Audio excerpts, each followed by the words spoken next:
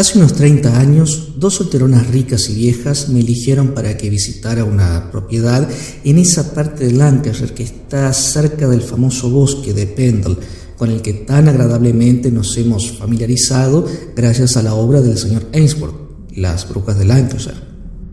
Tenía yo que hacer la partición de una pequeña propiedad formada por una casa con la tierra solariega que mucho tiempo antes habían recibido como coherederas. Los últimos 60 kilómetros del viaje me vi obligado a realizarlos en posta, principalmente por atajos poco conocidos y todavía menos frecuentados, que presentaban paisajes extremadamente interesantes y hermosos. La estación en la que viajaba, a principios de septiembre, mejoraba el pintoresquismo del paisaje. Nunca había estado en esa parte del mundo. Me han dicho que ahora es mucho menos salvaje y, en consecuencia, menos hermosa. En la posada en la que me detuve para cambiar los caballos y cenar algo, pues pasaban ya de las 5, encontré que el hospedero, un tipo robusto que tenía, según me dijo, 65 años, era de una benevolencia fácil y charlatana, que deseaba distraer a sus huéspedes con cualquier charla, y para el que la menor excusa bastaba para que se pusiera a fluir su conversación sobre cualquier tema que a uno lo complaciera. Tenía yo curiosidad por saber algo sobre Barwick, el nombre de la casa y las tierras a las que me dirigía. Como no había ninguna posada a algunos kilómetros de ella, había escrito al administrador para que me alojara allí lo mejor que pudiera por una noche. El hospedero de 3 monjas, que tal era el cartel bajo el que entretenía a los viajeros, no tenía mucho que contar. Hacía ya 20 años o más desde que había muerto el viejo Squire Bowes, y nadie había vivido allí desde entonces, salvo el jardinero y su esposa. Tom Windsor debe de tener la misma edad que yo, pero es un poco más alto y no ha de tener tantas carnes, comentó el grueso posadero. ¿Pero no decían que había historias en la casa que impedían a los arrendatarios entrar a ella?, pregunté. Relatos de viejas, de hace muchos años, eso será, señor. Los olvidé, me olvidé de todos. Claro que los sabrá siempre cuando una casa queda así abandonada. A los tontos del pueblo siempre les gusta hablar, pero no he oído una palabra de esto desde hace 20 años. En vano traté de sondearle. El viejo dueño del 3 monjas, por alguna razón, prefirió no contar nada de Barwick Hall, si es que realmente lo recordaba, tal como yo sospechaba. Pagué la cuenta y reanudé el viaje, complacido por el solaz que había encontrado en la antigua posada, aunque algo decepcionado. Llevábamos ya más de 1 hora de viaje cuando empezamos a cruzar unos pastos comunes. Sabía que a partir de ellos faltaba 1/4 de hora para llegar ante la puerta de Barwick Hall. Muy pronto quedaron atrás la turba y el tojo. De nuevo nos encontrábamos rodeados por ese bosque que tanto me gustaba, salvaje, pintoresco y apenas perturbado por los viajeros. Estaba mirando por la ventanilla de la silla de posta y enseguida detecté el objeto que desde hace algún tiempo estaban buscando mis ojos.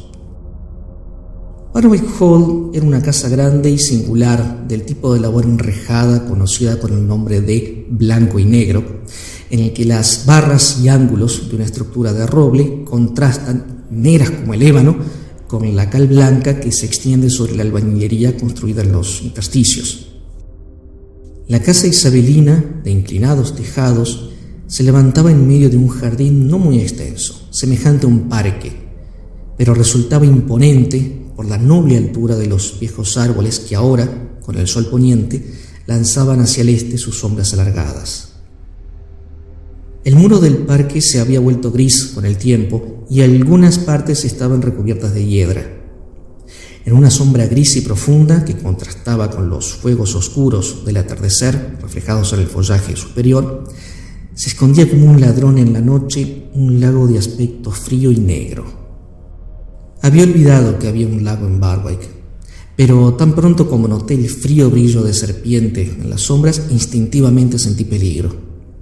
Recordé que alguna historia sobre estos lugares que había escuchado en la infancia estaba relacionada con este lago. Condujimos por un callejón cubierto de hierba bajo las ramas de árboles majestuosos. El sol poniente titilaba brillantemente en el follaje teñido de colores otoñales. Nos detuvimos en la puerta.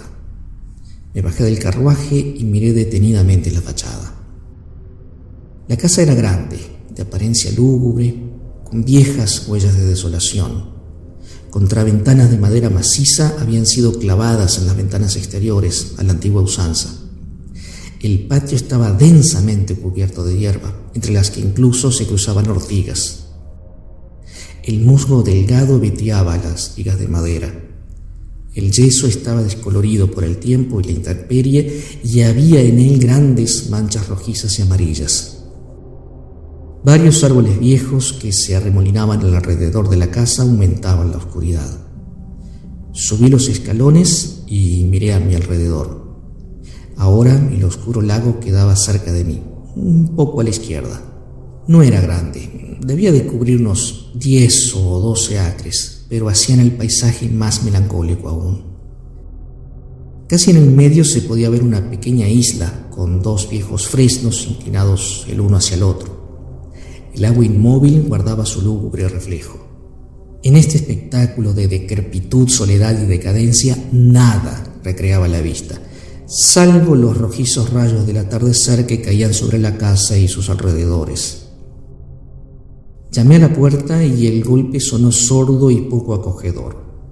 En respuesta se escuchó a lo lejos un tañido estruendoso y furioso, como si una campana dormida durante 2 décadas seguidas se indignara por ser despertada.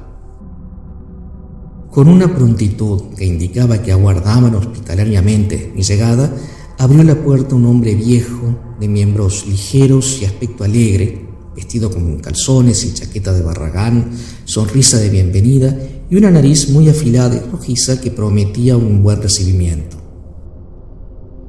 En el recibidor solo había una luz pequeña cuyos rayos se perdían en la oscuridad del fondo. Era muy espacioso y elevado, con una galería que lo rodeaba y que resultó visible en 2 o 3 puntos cuando se abrió la puerta. Casi en la oscuridad, mi reciente amigo me condujo a través de ese amplio recibidor hasta la sala destinada a mi recepción. Era espaciosa y estaba entablada hasta el techo. Los muebles de ese amplio salón eran anticuados y rústicos. Todavía había cortinas en las ventanas y un trozo de alfombra turca yacía en el suelo. Y desde esas ventanas, eran 2, por entre los troncos de los árboles cercanos a la casa podía verse el lago. Solo un fuego brillante en la chimenea, junto con asociaciones agradables inspiradas por la nariz roja del propietario, pudieron revivir la atmósfera melancólica de esta habitación. La puerta del otro extremo conducía a mi futuro dormitorio. Aquí las paredes también estaban cubiertas de paneles de madera. La cama, con su pesado dosel tapizado y otros muebles, eran igual de anticuados y macizos. Las ventanas del dormitorio, al igual que las de la habitación anterior, daban al lago. Las habitaciones, oscuras y lúgubres, resplandecían, sin embargo, con una escrupulosa limpieza. No tenía nada de qué quejarme, y sin embargo, esta morada parecía bastante deprimente. Tras dar algunas indicaciones sobre la cena, esperando que al menos fuera agradable y asearme rápidamente, llamé a mi amigo, el de la nariz roja y polainas, Tom Windsor, cuya ocupación era la de mayordomo o ayudante del administrador de la propiedad, para que me acompañara a dar un paseo por la zona, pues todavía faltaba 1 hora para la puesta de sol. Era una cálida tarde de otoño. Mi guía era viejo pero fuerte y caminaba rápido. Me resultaba difícil seguirle el paso. Entre los árboles en el borde norte del sitio, una antigua iglesia nos llamó la atención. La vi desde arriba, desde un cerro, al otro lado del muro del parque. Poco más abajo había un portoncito. Unos escalones nos condujeron al camino y por él llegamos a las puertas de hierro fundido del cementerio. A través de las puertas abiertas de la iglesia vi que el sepulturero escondía en la despensa, bajo las escaleras de piedra de la torre, un pico, una pala y un azadón, con los que acababa de cavar una tumba en el cementerio. Era un jorobado cortés y de ingenio vivo que se mostró encantado de mostrarme la iglesia. Entre los monumentos había uno que me interesó. Había sido levantado en conmemoración del mismo Squire Bowes, del que las dos solteronas se habían heredado la casa y la finca de Barwick. El epitafio, en los más altos términos, informaba a todos los cristianos curiosos que el difunto había reposado en el seno de la iglesia anglicana a la edad de 71 años. Leí esta inscripción con las últimas luces del día y cuando bajamos del porche el sol ya había desaparecido tras el horizonte. Ya hace 20 años desde que murió Squire, comenté en tono reflexivo, quedándome todavía en el camposanto. Sí, señor, se cumplieron el 9 de septiembre. ¿Y era un buen caballero? Un caballero muy amable y de trato fácil, señor. Creo que en toda su vida no hizo daño ni a una mosca, asintió Tom Windsor. Pero nunca sabes qué se le puede ocurrir al final de la vida a este tipo de personas. Algunas se vuelven raras. ¿Y no cree usted que se haya vuelto loco?, pregunté. ¿Él? ¿Qué va? No, él no, señor. Quizás fuera un poco perezoso como el resto de su familia, pero sabía endiabladamente bien lo que estaba haciendo. El relato de Tom Windsor me pareció un poco enigmático, pero igual que le pasaba al viejo Squire Bowes, aquella noche me sentía un poco perezoso y no hice más preguntas sobre él. Pasamos por el portoncito que daba a la estrecha carretera que rodeaba el camposanto. Olmos centenarios se inclinaban sobre el camino y se hacía más oscuro a medida que caía el crepúsculo. Mientras caminábamos uno al lado del otro, entre dos muros de piedra en ruinas, una criatura apareció delante de nosotros y, serpenteando, pasó velozmente junto a nosotros, emitiendo sonidos como risitas asustadas. Cuando me acerqué a él, vi que era un hombre. Ahora puedo confesar que sucumbí al miedo, entonces. El forastero estaba vestido en su mayor parte de blanco, y al principio lo tomé por un caballo blanco que galopaba hacia nosotros. Tom Windsor se apartó y se quedó mirando a la figura mientras se alejaba. Salió a vagar por la noche, dijo en tono bajo. A él no le cuesta nada hacer una cama. 6 pies de turba, o brezos secos, o un rincón en una zanja seca. Este tipo no ha dormido en casa en 20 años, y no lo hará mientras crezca la hierba. ¿Está loco?, pregunté. Algo parecido, señor. Es un idiota, un perdido. Le damos el nombre de Deacon el Diablo, porque aparte de diablo apenas dice otras palabras.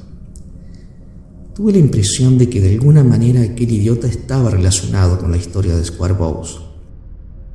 Sobre él seguramente se contarán todo tipo de extrañas historias, ¿no?, sugerí. Más o menos, señor, más o menos. Algunas historias son ciertamente extrañas. Y hace 20 años que no duerme en una casa. Es más o menos el tiempo que hace que murió Squire, le dije. Así es, señor, no mucho más. Tiene que hablarme de eso, Tom, esta misma noche, cuando pueda oírlo cómodamente, después de la cena. Sabe, señor, hace como 10 años o más que la casa ha estado tranquila y no ha habido gente que alborotara ni dentro ni fuera de sus paredes, ni en los bosques de Barwick. Y mi mujer afirma claramente que no se debe hablar de esas cosas. Y lo mismo que yo, cree que es mejor dejar que los muertos descansen en paz. Hacia el final de la frase bajó el tono de su voz e hizo un significativo gesto de asentimiento. Pronto llegamos a una puerta. Tom la abrió y volvimos a encontrarnos en el parque de Barwick. La luz crepuscular que iba oscureciendo el paisaje, los árboles enormes y solemnes, y el perfil distante de la casa encantada ejercieron sobre mí una influencia sombría que, unida a la fatiga de un día de viaje y a la caminata que habíamos dado, me llevaba a no desear interrumpir el silencio en el que se había sumido ahora mi compañero. Pero tan pronto como entramos a la casa, la tristeza que se había apoderado de mí se disipó casi por completo en un ambiente relativamente cómodo. La noche no era fría y, sin embargo, me alegró ver que la leña ardía brillantemente. El fuego de la chimenea y un par de velas iluminaban la habitación. Una mesa pequeña con un mantel muy blanco y los cubiertos para la cena era también un objeto muy agradable. Bajo estas influencias me habría gustado mucho escuchar la historia de Tom Winsor, pero tras la cena me sentí demasiado somnoliento como para intentar introducir el tema que tanto me interesaba. Y tras bostezar un rato, comprendiendo que de nada servía luchar contra mi somnolencia, me fui al dormitorio y a las 10 estaba profundamente dormido. Más tarde les contaré el incidente que interrumpió mi sueño aquella noche. Fue insignificante, pero muy extraño. A la noche siguiente había completado mi trabajo en Barwick. Desde primeras horas de la mañana había estado incesantemente ocupado y había realizado un duro trabajo, por lo que no tuve tiempo para pensar en el misterioso incidente que acabo de mencionar. Al final me encontré sentado de nuevo ante mi pequeña mesa tras terminar una confortable cena. Había sido un día sofocante, así que abrí todo lo que pude una de las ventanas grandes. Estaba sentado al lado, con el brandy y el agua a mi lado, mirando hacia la oscuridad. No había luna, y en las noches sin luna, debido a los árboles que crecían cerca de la casa, la oscuridad alrededor se hacía más inusualmente espesa. «Tom», le dije en cuanto noté que la jarra de ponche caliente que le había pasado empezaba a ejercer su influencia cordial y comunicativa. «Debe decirme quién, además de su esposa, de usted y de mí mismo, durmió en la casa la noche anterior». Tom, que estaba sentado junto a la puerta, dejó el vaso y me miró de reojo, sin decir una palabra, durante unos segundos. «¿Que quién más durmió en la casa?», repitió deliberadamente. «Ni un ser vivo, señor», añadió mirándome fijamente, y era evidente que esperando todavía algo más. «Pues es muy extraño», contesté devolviéndole la mirada y sintiendo realmente que sucedía algo extraño. «¿Está seguro de que no entró a mi habitación la noche pasada?» «No por la noche, sino por la mañana, cuando fui a llamarlo, señor, lo juro». «Pues bien», repliqué yo, «hubo alguien más allí, también yo lo juro». Estaba tan fatigado que no conseguí levantarme, pero me despertó un sonido que me hizo pensar que habían caído violentamente al suelo las 2 latas de estaño en las que guardo mis papeles. Oí unos pasos lentos en el suelo y había luz en la habitación, aunque recordaba haber apagado la vela. Pensé que debía de haber sido usted, que había entrado por mi ropa y por accidente había tirado las latas. Pero quien quiera que haya sido se marchó, llevándose con él la luz. Estaba a punto de volver a dormir cuando, como la cortina estaba un poco abierta al pie de la cama, vi una luz en la pared opuesta. Era como si alguien con una vela en la mano abriera la puerta con mucho cuidado. Sin levantarme de la cama me erguí, eché hacia atrás las cortinas laterales y vi que la puerta realmente se abría y entraba luz a la habitación desde afuera. Usted sabe que la cabecera de la cama está justo al lado de la puerta. Una mano sostenía el borde de la puerta mientras la abría, pero no una como la de usted, una mano muy especial. «Muéstrame la suya». Extendió una mano para que pudiera inspeccionarla. No, a su mano no le pasa nada. Aquella tenía una forma muy distinta, más gruesa, y el anular era más pequeño que los demás, como si alguna vez se hubiera roto y la uña se hubiera encorvado como una garra. «¿Quién anda ahí?», exclamé, y con ello la luz y la mano se retiraron y nada volví a oír ni a ver de mi visitante. «Tan seguro como que está usted vivo que era él», exclamó Tom Winsor, mientras su cara se ponía pálida y los ojos casi se le salían de las órbitas. «¿Quién?», pregunté. «El viejo Squire Bowes. Lo que usted vio fue su mano», respondió Tom. «El Señor tenga piedad de nosotros». «Eso era el dedo roto y la uña curvada como un arco. Tuvo suerte, señor, de que no regresara cuando lo llamó. Usted vino aquí por los asuntos de las señoritas Dimmock y él nunca quiso que ellas pusieran un pie en Barwick. Estaba haciendo un testamento muy diferente cuando la muerte lo sorprendió. Nunca fue descortés con nadie, pero a ellas no podía soportarlas. Me sentí incómodo cuando me enteré de que venía usted por los asuntos de ellas. Y ya ve lo que ha pasado. Él ha vuelto a las andadas».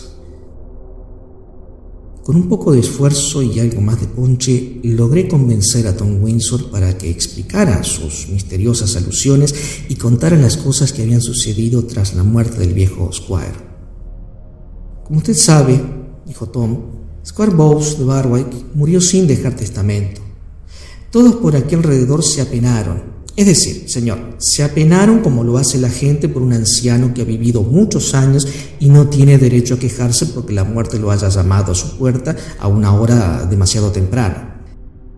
Squire era muy querido, nunca cometió excesos ni dijo una palabra más alta que otra, y no haría daño ni a una mosca. Por eso resulta más sorprendente lo que sucedió tras su fallecimiento.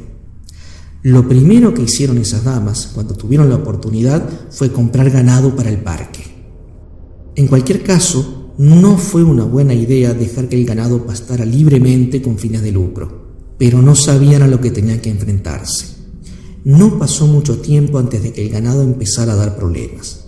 Primero una cabeza y luego otra enfermaban y morían, y así hasta que las pérdidas empezaron a ser muy fuertes. Fue entonces cuando poco a poco empezaron a contarse extrañas historias. Primero uno y luego otro dijeron haber visto a Squire Bowes hacia el anochecer, caminando entre los viejos árboles, tal como solía hacerlo cuando estaba vivo, apoyándose en su bastón.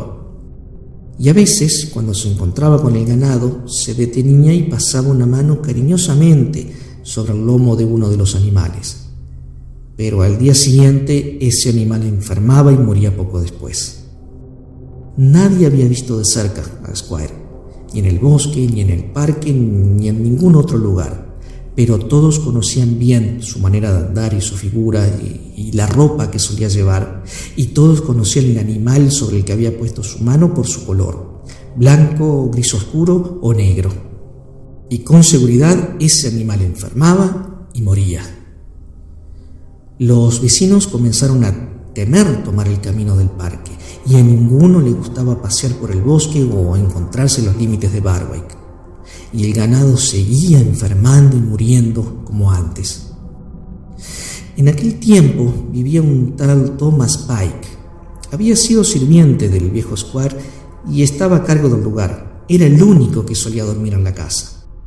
Tom se enfadaba al escuchar esas historias de las que no creía ni la mitad, y sobre todo cuando ya no pudo ser capaz de conseguir ni un solo hombre o muchacho que pastoreara el ganado, pues todos tenían miedo. Por eso escribió a Matlock, Derbyshire, pidiendo que viniera su hermano, Richard Pike, un muchacho listo y que no sabía nada de las historias sobre el viejo Squire. Llegó su hermano Dick y el ganado empezó a mejorar. La gente decía que a veces podía ver todavía al viejo Squire paseando como antes por los claros del bosque con el bastón en la mano, pero por alguna razón el viejo ya no se acercaba al ganado desde la llegada de Deacon Pike y solía quedarse mucho tiempo de pie, mirando a los animales, rígido como un tronco, a veces durante una hora, hasta que su forma desaparecía poco a poco, como el humo de un fuego que se ha apagado. Una noche de noviembre, Tom Pike y su hermano Deacon, y nadie vivía en la casa excepto ellos, estaban acostados en una cama grande en la habitación de los sirvientes. La casa estaba cerrada y todos los cerrojos puestos. Tom dormía al lado de la pared y me contó que en ese momento estaba tan despierto como si fuera mediodía. Su hermano Deacon dormía al lado de afuera y se encontraba profundamente dormido. Pues bien, mientras Tom estaba allí pensando con los ojos vueltos hacia la puerta, ésta se abrió lentamente y el que entró por ella fue el viejo Squire Bowes, con el rostro tan cadavérico como lo tenía dentro del ataúd. Tom se quedó sin respiración, no podía apartar los ojos de él y sintió que se le erizaba el cabello de la cabeza. Squire se acercó a su cama, puso sus brazos por debajo de Deacon, levantó al muchacho, que estuvo todo el tiempo profundamente dormido, y se lo llevó afuera, hacia la puerta. Así es como Tom Pike vio la aparición, y estaba dispuesto a jurárselo a cualquiera. Cuando sucedió aquello, la luz, que no se sabía de dónde procedía, se apagó de pronto, y Tom ya no pudo ver ni su propia mano delante de él. Más muerto que vivo, se quedó tumbado hasta el amanecer. Su hermano Deacon realmente había desaparecido. No pudo encontrar ningún signo de él en toda la casa, y con no pocos problemas consiguió que un par de vecinos le ayudara a buscarlo en el bosque y por toda la finca, pero tampoco encontraron signo alguno de su presencia. Finalmente uno de ellos se acordó de la isla del lago. El pequeño bote estaba amarrado al poste clavado a la orilla del agua, así que Tom y sus ayudantes se subieron a él, aunque con pocas esperanzas de encontrarlo ahí. Sin embargo, ahí lo encontraron, sentado debajo del gran fresno y con la cabeza perdida. A todas sus preguntas solo respondía con un grito: «Bowes el diablo, mírenlo, Bowes el diablo». Lo encontraron como un idiota, y así seguirá hasta que Dios arregle todas las cosas. Nadie ha podido conseguir que vuelva a dormir de nuevo bajo techo. Va de casa en casa mientras hay luz del día. Y nadie se ha preocupado por encerrar a ese ser inofensivo en el asilo, pero la gente prefiere no encontrárselo después del anochecer, pues se piensa que donde él está debe de haber cerca cosas peores. Tras la historia de Tom se produjo un silencio. Él y yo estábamos solos en la habitación grande. Yo me encontraba cerca de la ventana abierta, mirando la atmósfera oscura de la noche. Me pareció ver que algo se movía en el exterior y oí un sonido parecido a una conversación susurrada que de pronto se convirtió en un grito discordante. Vos, el diablo, encima de tu hombro. Me levanté y vi, a la luz de la vela con la que Tom llegó corriendo hasta la ventana, los ojos salvajes y el rostro cubierto de tizón de un idiota. Y luego, con un repentino cambio de estado de ánimo, se marchó, susurrando y riendo entre dientes para sí mismo, extendiendo los dedos de las manos como si eso lo protegiera. Tom cerró la ventana. La historia y su epílogo habían terminado. Confieso que me sentí aliviado cuando unos minutos después escuché en el patio los cascos de los caballos, y más aliviado aún cuando, tras despedirme amablemente de Tom, dejé varios kilómetros atrás la olvidada casa de Barwick.